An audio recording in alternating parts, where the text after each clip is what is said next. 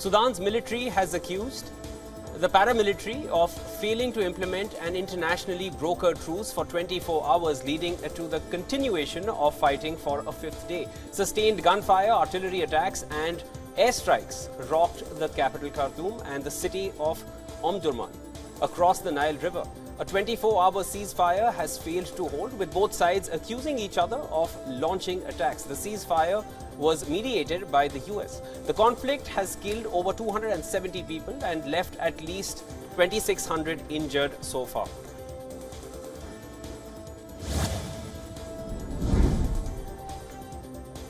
Japan is planning to evacuate all Japanese nationals from Sudan as fighting continued hours after an internationally brokered truce was to take effect. The chief cabinet secretary of Japan said in an emergency news conference that the Japanese Defense Ministry is preparing to send aircraft to evacuate about 60 Japanese nationals and their families. This includes diplomats and aid agency employees. 2 days earlier, Japanese nationals were asked to avoid traveling to Sudan, and those living or already there were asked to stay home.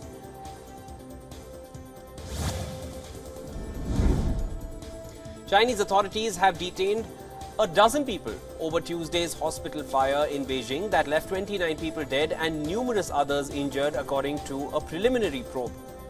The fire broke out due to sparks which generated during an ongoing internal renovation and caused flammable paint cans to catch on fire.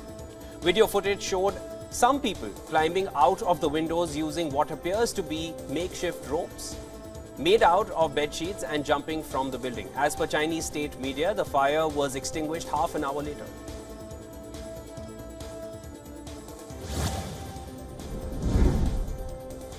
China has warned Guatemala against helping independence efforts by Taiwanese authorities. China's foreign ministry spokesperson made these remarks regarding Guatemalan president's planned visit to Taiwan this weekend. He added that any move that ignores the world trend and international justice and stubbornly adheres to what he called wrong position is doomed to failure.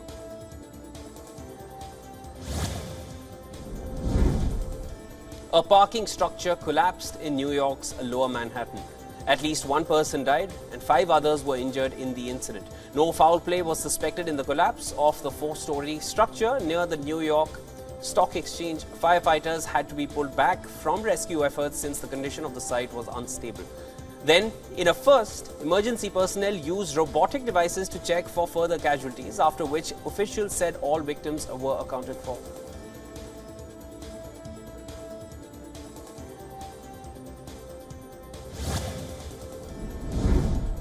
Mexican President Andrés Manuel López Obrador accused the Pentagon of spying on his government. This comes after leaks in the US media. The Pentagon termed the leak a deliberate criminal act. President Obrador said he would begin classifying information from the armed forces to protect national security. This comes after media reports said apparent tensions between Mexico's Navy and the Army. President Obrador has come under pressure to hold the military accountable for years of alleged abuses, including reported disappearances and killings.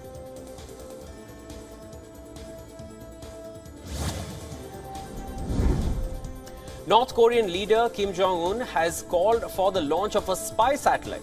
This was reported by Korean Central News Agency. According to KCNA, Kim discussed the plan during a visit to the country's National Aerospace Development Administration. Kim was with his daughter Kim Joo-ae along with officials, was seen touring the space agency in Pyongyang. The KCNA report highlighted Kim saying North Korea needs to be able to have a space reconnaissance capability for military purposes.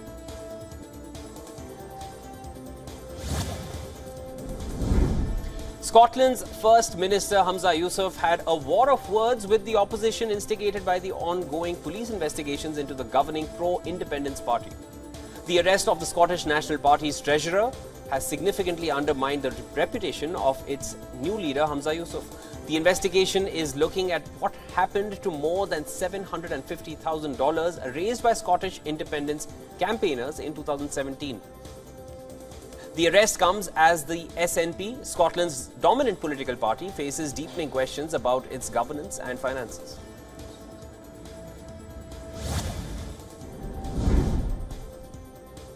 Teams from NATO nations and partners are training to defend against coordinated cyber attacks.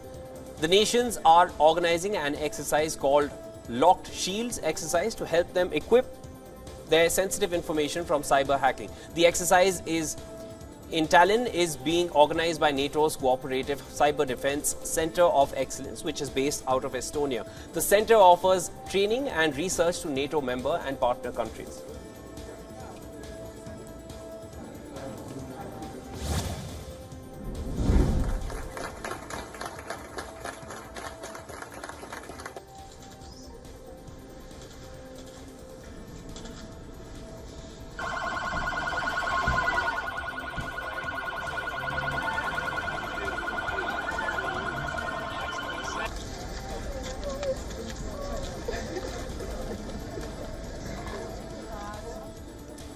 President Lula de Silva blamed digital networks and social media platforms for armed attacks on schools in Brazil.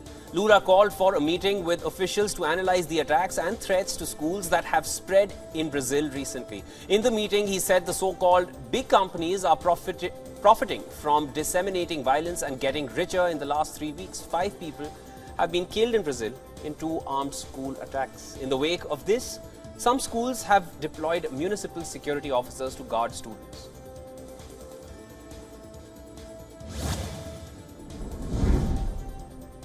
The Polish president met his German and Israeli counterpart in Warsaw on Wednesday to mark the 80th anniversary of the Warsaw Ghetto Uprising.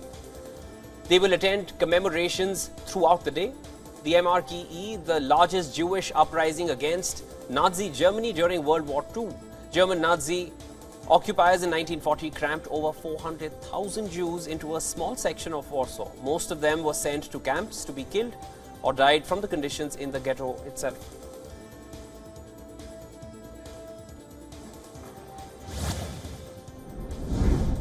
Ukrainian President Volodymyr Zelensky said he had a phone call with US Speaker of the House, Kevin McCarthy. He said he had invited the Speaker to visit Ukraine. They spoke over the phone when Zelensky was visiting the Poltava region. He also thanked McCarthy for the US unflinching support of Ukraine and its fight against the Russian invasion. He said he raised the issue of needing weapons, including F-16s. He further called for the setting up of a tribunal regarding Russia's aggression.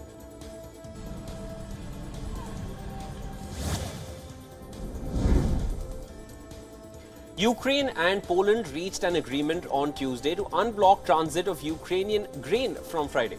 Inspections of ships are resuming under a UN-brokered agreement on the safe export of grain from Ukrainian Black Sea ports, according to the Ukrainian Deputy Prime Minister. He tweeted that ship inspections are being resumed despite the Russian Federation's attempts to disrupt the agreement. The import bans remain in place in Poland, Slovakia and Hungary.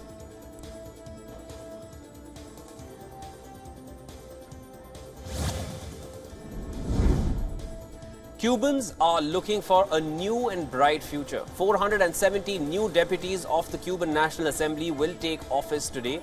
Their first task will be to appoint a new president. The incumbent is expected to be granted a new mandate. But Cuba is facing a food and medicine shortage. This is due to slow recovery of tourism and energy sectors after the COVID pandemic.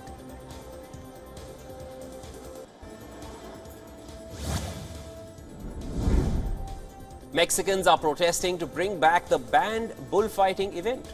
Supporters of bullfighting delivered more than 33,000 signatures to the Congress of Mexico City in support of the tradition. This was after opponents submitted 15,000 signatures a few months ago calling for a permanent ban on bullfighting. A judge had granted a ban on bullfighting in Mexico City for an indefinite period in June of 2022. One of the protesters said they were defending a very important 5-century-old Mexican tradition that was already part of their national identity, as per him.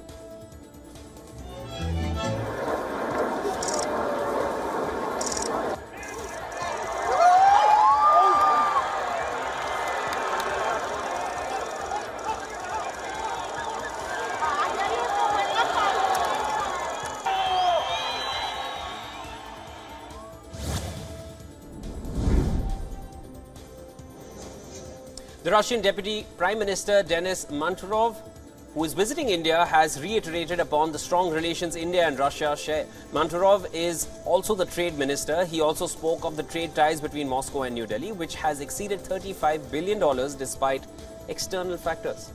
He further added that the trade between India and Russia has increased by more than 2.5 times. Indian Foreign Minister S. Jaishankar met Manturov on the second day of his India trip. The two leaders signed the final protocol of the 24th meeting of the Russian-Indian Intergovernmental Commission at the end of their meeting.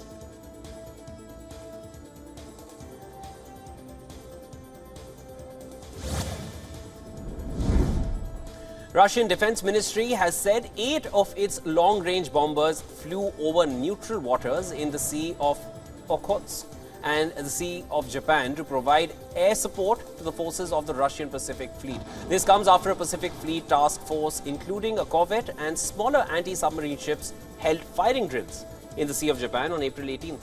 The training sorties and drills are part of a snap review of the Russian forces in the Pacific ordered by President Vladimir Putin, which started on April 14th and is set to last until April 22nd.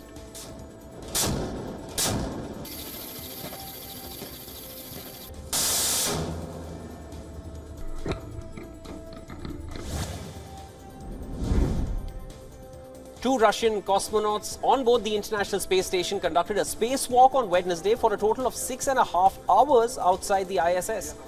They were tasked to move a radiator which weighed nearly 500 kilograms from one module to the other. A European robotic arm also helped them in their endeavor.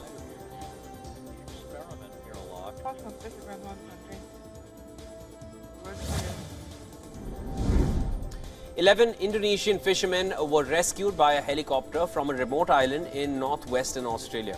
They were stranded for 6 days without food or water after their fishing vessel was caught in the tropical storm Ilsa. As per Australian officials, an aircraft was diverted to rescue the fishermen. As per the officials, another vessel with 9 members sank due to the extreme conditions. The rescued fishermen were taken to the Australian mainland where they were given medical attention.